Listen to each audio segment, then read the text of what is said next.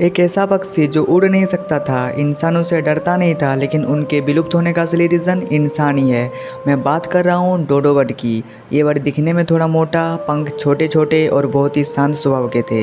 ये मॉरिशस नाम के द्वीप में रहा करते थे, जहाँ इनके अलावा कोई भी जानवर नहीं रहता था और खाने पीने की भी कोई कमी नहीं थी। बहुत सारे फल फ्रूट के पेड़ थे। लेकिन 1598 में कुछ यूरोपियन नाविक वहाँ पहुँचते हैं। डोडो बर्ड ने इंसानों को देखा लेकिन भागा नहीं, लेकिन इंसानों ने डोडो बर्ड का शिकार किया और तो और अपने साथ लाए कुत्ते, सुअर, चूहे जैसे जानवर को उस आइलैंड में छोड़ दिए और उन जानवर ने भी डोडो बर्ड का शिकार किया।